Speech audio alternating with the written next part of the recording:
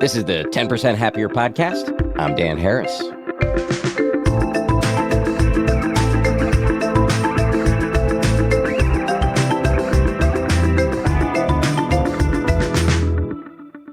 Happy Sunday, everybody. Hope you're having a good weekend. Today, we're going to answer a very common meditation question.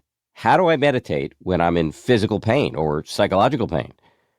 For better and for worse, Sebene Selassie has a lot of experience with this. She's gone through 4 rounds of cancer treatment. She's also gone through a divorce, so she understands both physical and psychological pain. Before we dive in on this, let me just quickly say that Seb is the Teacher of the Month over on danharris.com. That means she's producing guided meditations to go along with all of our Monday, Wednesday episodes. She's also doing live meditation and Q&A sessions. As you know, we do these every Tuesday at 4 Eastern. I'll be doing the next one solo, but she'll do the one after that. Another thing I want to say before we dive in is that if you want to come meditate with me in person, I've got 2 events coming up. There are a few tickets left for the meditation party retreat I'll be doing with Sebene, Jeff Warren, and Afosu Jones-Cortez the weekend of October 24th at the Omega Institute in upstate New York. We do a mix of meditation, Q&A, and socializing. There's also plenty of free time for yoga, massage, tennis, hiking, pickleball, whatever. And then the other event is on November 18th. That's a live taping of this podcast in New York City with the comedian Pete Holmes. It's a benefit for the New York Insight Meditation Center. If you want to come to either or both of these things, there are links in the show notes.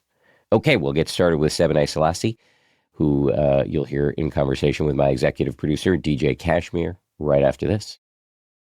I just went back out to the beach. I took a fall trip with my wife to the beach in Montauk, New York, which is our favorite place in the world. We were out there for a wedding, and we stayed at our friend's house. And I was just reminded of how much I love staying in a house on vacation. There's something just magical about staying in a house. You feel like you're part of the scene, not just a tourist. So yeah, I love staying in welcoming homes that I can book on Airbnb. But while I was in the home out in Montauk, it got me thinking that our home could be the same thing for somebody else. We put so much time into making this place beautiful and comfortable. So why not help somebody else feel comfortable and taken care of while they're traveling when we're away from home? This is an option you yourself might want to consider. If you host your home on Airbnb while you're traveling, it's a great way to offset some of the costs of your own trip. And that extra income can be put toward an upcoming trip, a splurge you've been eyeing, home improvements, etc. And if you've got a lot of trips ahead of you, hosting on Airbnb is a pretty cool and unique way to make some money back. Your home may be worth more than you think. Find out how much at airbnb.com/host.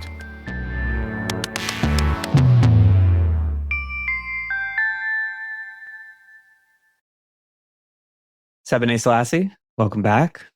DJ Kashmir, thanks for having me. It's always a pleasure. And I'm really looking forward to teeing up this question for you because we get it all the time. So we have a lot of folks in our virtual Sangha, our online community. Sometimes we call it the Renegade Sangha. People who listen and subscribe to danharris.com and are along for the ride. A lot of folks who ask us about how to meditate with pain, with physical pain, whether that be like acute and severe momentary pain or whether that be chronic pain. And I know this is something that you have a lot of experience with, and I'm sure you've been asked it a million times too. But I'm asking you now on behalf of, all those folks who are asking us. Yeah, this is such an important question and a tender question. And I feel like it's also a tricky one. Yes, I have experienced pain from cancer over these 20 years. I've probably experienced the most pain in the past 4, and it really transformed my relationship to pain itself, but also how I teach and talk about pain. And yeah, I almost feel guilty for the ways that I've given instruction, answered questions about pain in the past, and kind of stuck to a classical mindfulness approach of being with the experience, always with titration and allowing people to bring compassion to themselves. But there's a quality in which I privilege the meditation over tending to the pain.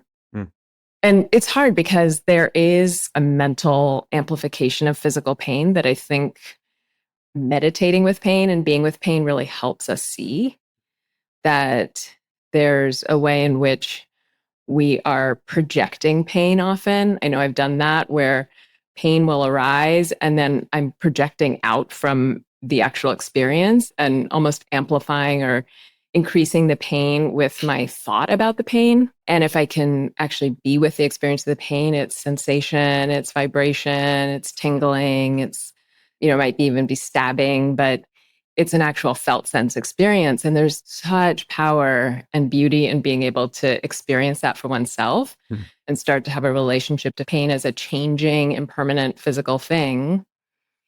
And there is a aversion that we all have to pain, a dislike of pain, leaving out maybe the greatest masochists. If that's your practice, go for it. But for most of us, like we're trying to avoid pain. And there's a lot of also ideas about pain that are culturally contextual. And this happens a lot, I think, in Buddhist contexts, that if progress on the path is like the easing of suffering, then if you're in a lot of pain, physically, emotionally, mentally, then you must be doing something wrong, right? And so there's this judgment of pain that we add on top of the pain we're having. And then in the New Age world, that can turn into like, if you're not getting wealthier and happier and physically stronger, then, you're not spiritual enough. So it's like this wellness culture grift that like physical health and mental health equals worth. And Bell Hooks has a quote, I don't know it off the top of my head right now, but I quote it often, where she basically talks about how our culture considers those without pain the most worthy, right? And so that's why I feel like it's such a tender question. And it's something, we spoke about before, how personal practice is. It's sometimes hard to give general instructions because it's such a personal experience, including how much pain we can tolerate, right? So what's painful for me physically might be really different than what's painful for you or someone else. And so it really becomes a living practice of really understanding what's happening. Are we really in touch with our sensations and our experience of pain? Or are we spinning out, will this get worse? Is it because I didn't do this yesterday or I ate that today? Sort of these judgments of ourselves. Is it tied up with this idea of like, I must be doing life wrong or meditation wrong or spirituality wrong if I'm in pain? And really get in touch with what's needed in the body now. This has really come up for me, as I said, in the past 4 years, but also this year, the past 8 months or so, that I've had some of the worst pain I've ever experienced in my life. And it required different interventions at times, sometimes pain meds, a lot of time movement, which we don't really allow ourselves if we're in some idea of a formal practice or meditation with pain. A lot of different sort of elements, like water is really helpful for me with pain. So I'm lucky I have a big bath. And so I take a lot of baths and I meditate in the bath. That's how I start my day. I just said a lot and would love to hear what you have to say too, but that's sort of my top thoughts about it. That was so fascinating. I feel like I'm hearing at least a few major threads in there. One is this sort of classic meditation instruction, which has some real value, especially if the pain is relatively bearable, of being with it, of trying to detach yourself from the story you're telling about it. There's a big difference between my foot hurts, I'm feeling how my foot hurts, stabbing, pulsing. There's a big difference between that and my foot hurts. It's probably infected. I'm going to die. I'm too young to die. Right? And now we're at a panic attack. Right? I'm hearing that. And then I'm also hearing that like you have evolved over the years in such a way where it's like just a deep awareness that's not always the right move or the most supportive move, or at least that it's often tied up in all these other things. The stories we're telling ourselves about how the pain is our fault, or how the pain reflects a lack of worthiness, or even just a sort of militant need to stay with the pain and be a good meditator in a moment where what's really needed is like an ice pack or medication or a walk or a bath or something like that. And I think maybe I'm also picking up on something I hear from a lot of the very best meditation teachers, which is like a sort of humble reluctance to just give blanket advice, knowing how idiosyncratic this experience is for people who are listening. So that's my attempt to sort of reflect what I think I'm hearing. Where did I go wrong there, if anywhere? No, nowhere. And, I would add to that last bit that every experience of pain is different also because each of our experiences of pain are different. But it's so interesting sometimes, or often when I'm at the doctors, they ask me, are you in pain? They give you that 1 to 10 score or whatever, Right, like range to score your pain. But what is 1 and what is 10 to you? Mm-hmm. And I've taken to describing what I'm experiencing on a day-to-day basis as discomfort so that they understand that acute pain is something that I reserve for very specific experiences. That might feel like unbearable to someone else or really easy to another person, and really starting to understand that for ourselves. I'm always fascinated by the fact that physical pain and mental and emotional pain are processed in the same part of the brain. And so there's a similar quality here that what seems overwhelming and unbearable for some people emotionally or mentally just seems like Tuesday for someone else. This practice of really paying attention, bringing awareness to our experience, our mind, our body, our emotions, that we start to really untangle what this particular experience of suffering is for us. Because it is so unique and it's wound up in so many other patterns too, or issues of control. I feel like I have a lot of issues around control with pain, that I'm always trying to prevent pain because I experience it so much right now, and really allowing myself to take care of my body without that need to be so deterministic about what's going to happen, and really just live with what is occurring in each moment. Pain is such a deep teacher that way. All pain, but especially physical pain, because it often leads to the mental and emotional suffering. I never heard that, what you said about how mental, emotional, physical pain are all processed in the same part of the brain. That feels like it has all kinds of implications. Yeah, right. I'm remembering maybe a month after the birth of my daughter, my wife was feeling really ill, and we went to an urgent care kind of in the middle of the night. And as she was describing her symptoms, the provider said something along the lines of, "It sounds like a kidney infection, but that's probably not it, because you'd be in a lot of pain." And, sure enough, it was a kidney infection. And sure enough, she had been in a lot of pain. But for a million complicated reasons, her pain tolerance and how she feels about expressing her pain and how other people believe or don't believe it when she says she's in pain, she sort of presented to this provider as someone who couldn't possibly have a kidney infection when in fact she did. And I think it speaks to what you're saying about how pain means different things to different people. Pain tolerance means different things to different people. And we've all got our own ways of handling it or not handling it. It's pretty deep stuff. It is deep, and it takes us into some of the deepest teachings about identification too, because I've shown to have a high pain tolerance. So my doctors are cautious with me when I say that I'm experiencing or not experiencing pain. Like, what do I really mean? And there's a way in which that can become sort of like a flex, right? Like I can stand it, or we can get really collapsed by our pain and my pain. And both are kind of an over identification. And something that happened to me very early in my cancer journey, like maybe 18 years ago or something, I was hospitalized and really sick. And I was looking at a newspaper, and it was Darfur, and there was a woman and her starving baby on the cover. And these images we can imagine are familiar to us now too. And I was sort of in this mode of why me, with all the pain and suffering I had? And then just seeing that image, it's like, why not me? This pain is not mine alone. And this suffering is so universal, it's so human. Yeah, so that question of why not me can become a beautiful thing to drop into our practice, not as more punishment. I should be suffering, but just to understand that this is human. This is what it means to be alive. And pain, illness, all forms of unwellness are part of it.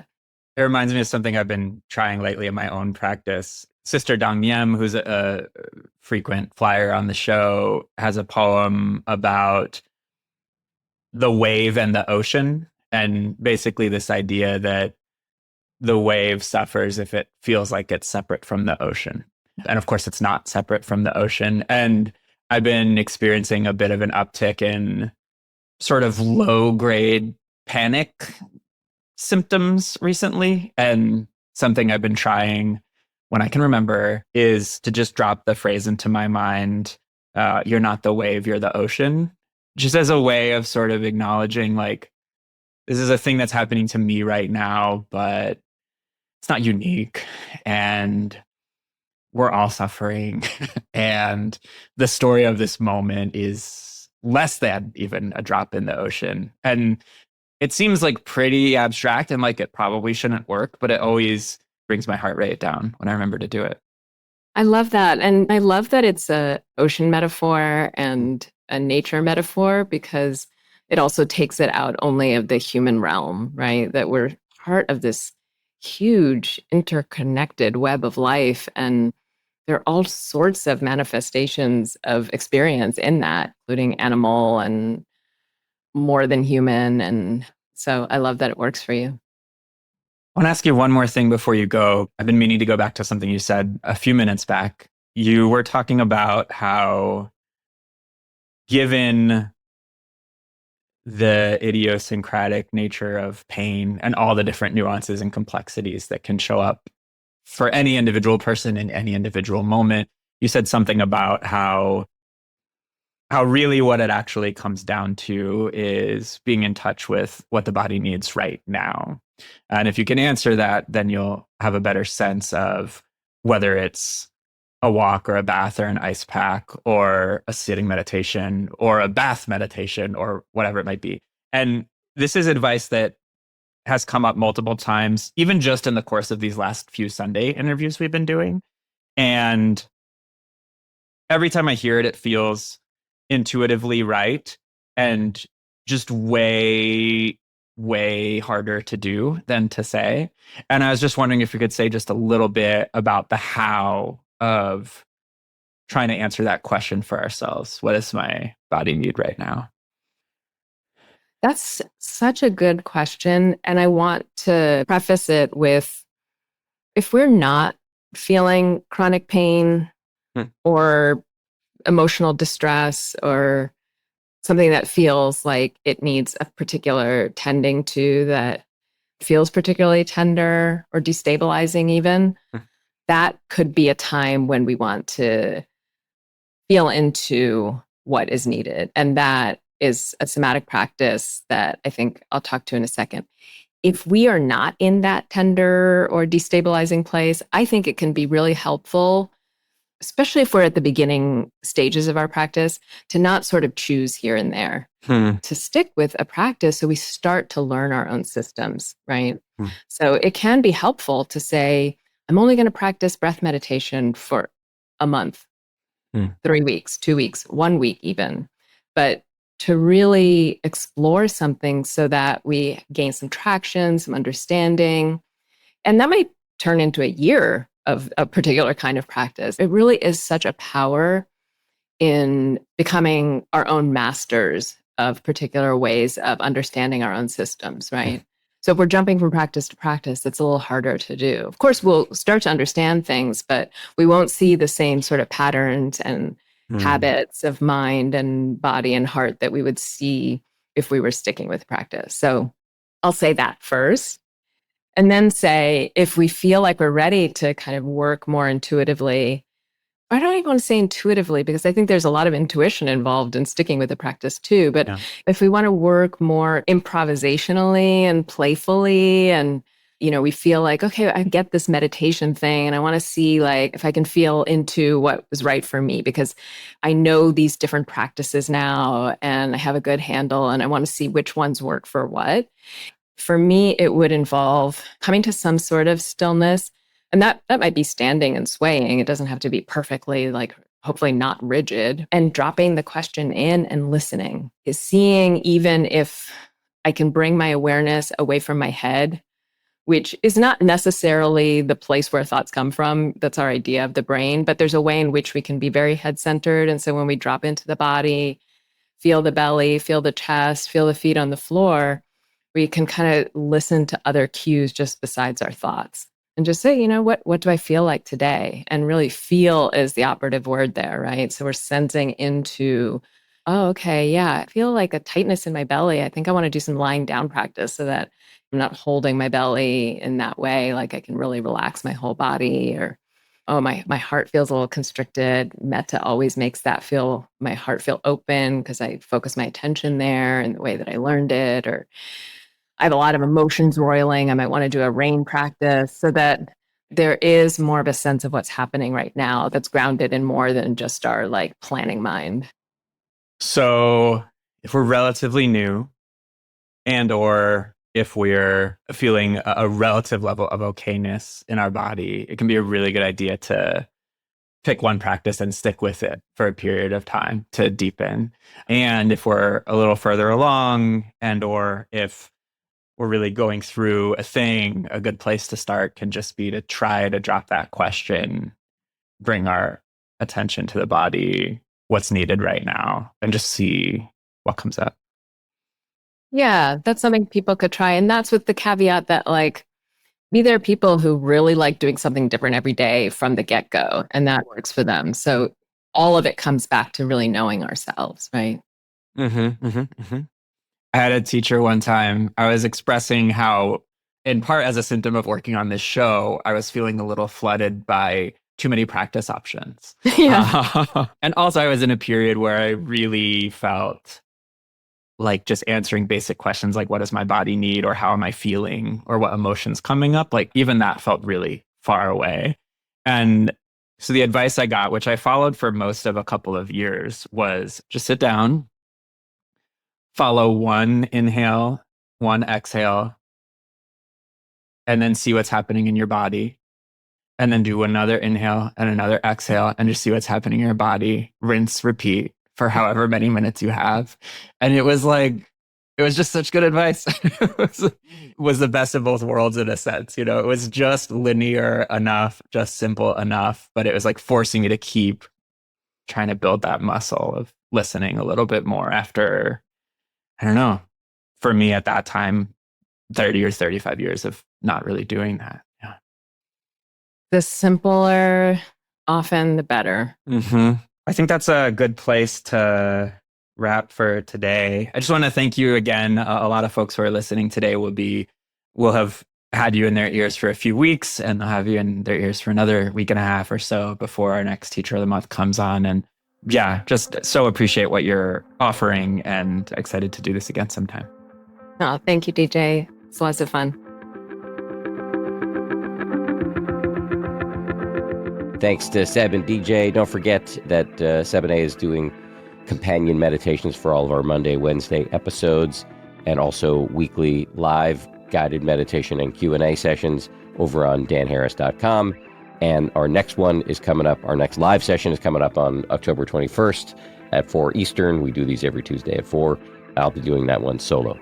Also, there are links in the show notes if you want to sign up for the meditation party retreat that Seb and I will be doing the weekend of the 24th, or if you want to sign up for the New York Insight Meditation Center benefit that I'll be doing with the comedian Pete Holmes, which is coming up in November. That's a live taping of this podcast. You should come to either or both. We'd love to see you there. Before I go, thank you very much to everybody who works so hard on this show. Our producers are Tara Anderson, Caroline Keenan, and Eleanor Vasili. Our recording and engineering is handled by the great folks over at Pod People. Lauren Smith is our managing producer. Marissa Schneiderman is our senior producer. DJ Kashmir is our executive producer. And Nick Thorburn of the band Islands wrote our theme.